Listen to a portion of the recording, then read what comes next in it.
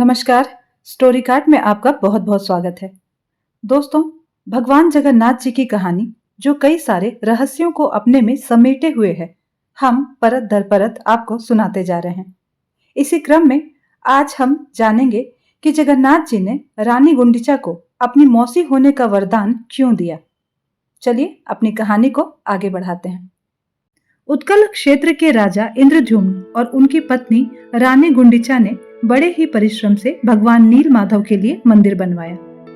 हनुमान जी ने इसमें उनकी सहायता की। राजा के भाई विद्यापति नील माधव के प्राचीन विग्रह को खोज लाए, जो कि एक भील कबीले के पास संरक्षित था। देवशिल्पी विश्वकर्मा बूढ़े शिल्पकार के वेश में आए और उन्होंने सशर्त भगवान जगन्नाथ की प्रतिमाएं तैयार कर दी। इन प्रतिमाओं में विग्रह समाहित किया गया और फिर इन्हें मंदिर में स्थापित कर दिया गया। लेकिन अब प्रश्न था मंदिर और देव प्रतिमाओं की प्राण प्रतिष्ठा का। प्राण प्रतिष्ठा की रीत के बाद ही मंदिर में पूजन हो सकता था। इस कार्य के लिए किसी योग्य ब्राह्मण की आवश्यकता थी। यह प्रश्न इसलिए भी जरूरी था क्योंकि उसी ब्राह्मण को भविष्य में अनवरत पूजा के लिए रीतियां भी बनानी थी। राज परिवार मंदिर में अभी यह विचार ही कर रहा था कि तभी वहां देवर्षि नारद प्रकट हुए।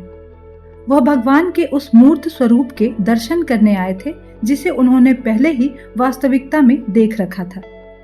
यह तब की बात है जब माता रोहिणी ने अपनी बहुओं को श्री कृष्ण के बचपन और रासलीला की कहानियां सुनाई थी, जिसे सुनकर श्री कृष्ण, बलभद्र और सुभद्रा तीनों ही भाव विभोर हो गए थे। देवर्षि नारद ने जब मंदिर में स्थापित प्रतिमाओं को देखा तो वह बहुत प्रसन्न हुए। तब उन्होंने राजा से प्राण प्रतिष्ठा को लेकर बात की। राजा ने कहा कि हम भी इसी प्रश्न से जूझ रहे थे, लेकिन जब आपको देखा तो इसका उत्तर भी हमें मिल गया। श्री मंदिर की प्राण प्रतिष्ठा के लिए आपसे बेहतर पुरोहित कौन होगा? आप नारायण के सबसे प्रिय भक्त हैं, इसीलिए उनके स्वरूप की प्राण प्रतिष्ठा आप ही कीजिए। देवर्षि नारद ने कहा, जब पिता मौजूद हो तो पुत्र सबसे अच्छा कैसे हो सकता है? इस विग्रह की प्राण प्रतिष्ठा तो ब्रह्मा जी को ही करनी चाहिए। आप मेरे साथ चलिए और उन्हें आमंत्रण दीजिए, वे जरूर आएंगे। राजा इसके लिए सहर्ष तैयार हो गए और तुरंत ही बोल पड़े कि चलिए देवर्षि, मैं अभी आपके साथ चलता हूँ। जब राजा ने देवर्षि नारद से चलने के लिए कहा तो नारद वहीं ठिठक कर खड़े हो गए और कहा कि राजन, क्या आपने ठीक से विचार कर लिया है कि आप चलना चाहते हैं? राजा ने कहा, इसमें विचार का प्रश्न कैसा? अब तो श्री मंदिर की स्थापना का अंतिम पड़ाव है। प्राण प्रतिष्ठा होनी है, फिर मैं संन्यास धारण कर लूंगा। तब देवर्षि नारद ने कहा कि सन्यासी तो आप खुद हो जाएंगे, लेकिन ब्रह्मलोक चलने से पहले अपने परिवार से आखिरी बार मिल तो लीजिए। आखिरी बार, ये शब्द सुनकर रानी गुंडिचा असहज हो गई। राजा भी कुछ समझ नहीं पाए। राज परिवार परेशान हो गया। तब देवर्षि नारद ने कहा, आप मनुष्य हैं, ब्रह्मलोक जाने और वहां से लौटने में धरती पर बहुत सारा समय बदल चुका होगा। कई शताब्दियां लग जाएंगी। जब आप लौटेंगे तो ना आपका राज परिवार रहेगा, ना ही ये राज्य। सगे संबंधी भी जीवित नहीं रहेंगे। पूरी नीलांचल क्षेत्र में किसी और राजा का शासन रहेगा। आप ब्रह्मदेव को लेकर लौटेंगे तो शायद ही आप इस क्षेत्र को पहचान पाएं। अब राजा के लिए नई परेशानी सामने थी। वह मृत्यु से तो नहीं डरते थे, लेकिन उन्हें इस बात की चिंता थी कि श्री मंदिर की स्थापना नहीं हुई और जब तक ब्रह्मदेव को लेकर लौटे तब तक ये ना जाने किस हाल में हो। देवर्षि नारद ने उनकी इस चिंता को भांपते हुए कहा कि आप ब्रह्मलोक चलने से पहले अपने राज्य में 100 कुएं, जलाशय और यात्रियों के लिए सराय बनवा दे। इसके साथ ही 100 यज्ञ करवाकर पुरी के इस क्षेत्र को पवित्र मंत्रों से बांध दे। इससे राज्य में कीर्ति रहेगी और पुरी क्षेत्र सुरक्षित रहेगा। राजा ने ये सारे कार्य करवा लिए और फिर चलने के लिए तैयार हो गए।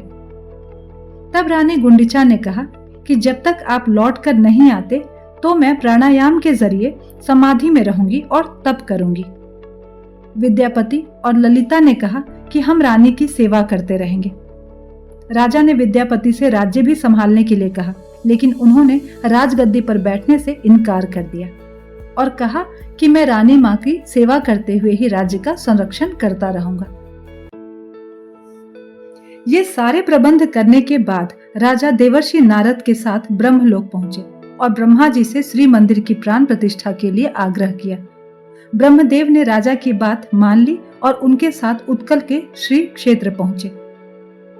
जब वे सभी वापस धरती पर लौटे तो तब तक कई सदियां बीत चुकी थी। अब पुरी में किसी और का शासन था। राजा के सभी परिजनों की मृत्यु हो चुकी थी, बल्कि उनके सभी संबंधियों की पीढ़ियों में कोई नहीं बचा था। इस दौरान श्री मंदिर भी समय की परतों के साथ रेत के नीचे दब गया था और सदियों तक रेत में ही दबा रहा।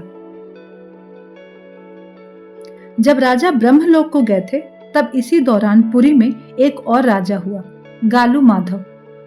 एक दिन समुद्री तूफान आया और इसके कारण सागर किनारे बने श्री मंदिर का शिखर रेत से बाहर निकल आया।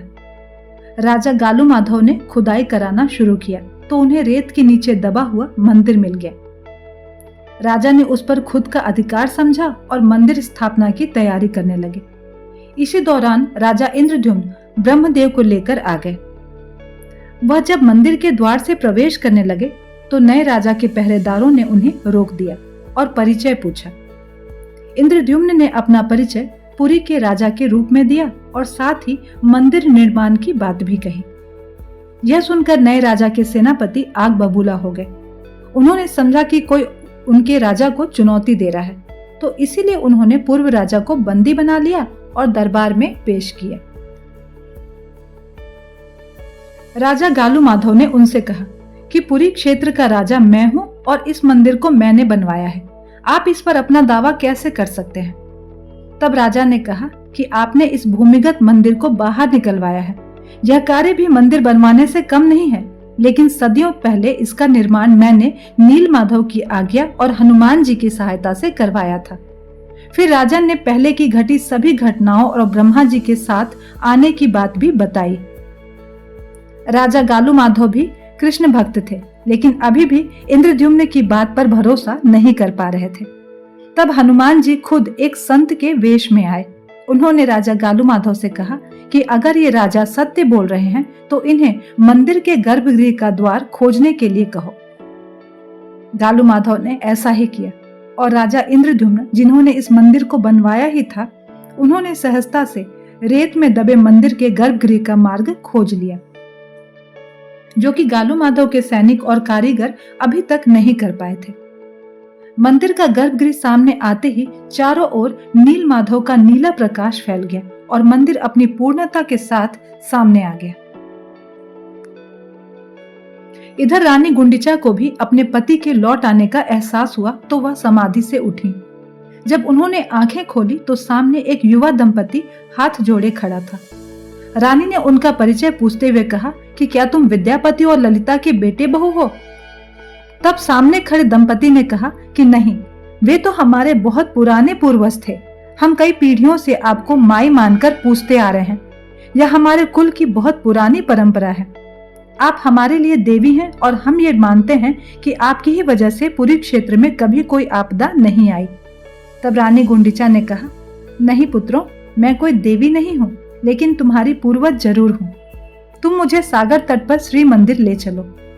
तब उस नौजवान ने रानी गुंडिचा को रेत से दबे मंदिर के मिलने की जानकारी दी और उन्हें वहां ले गए।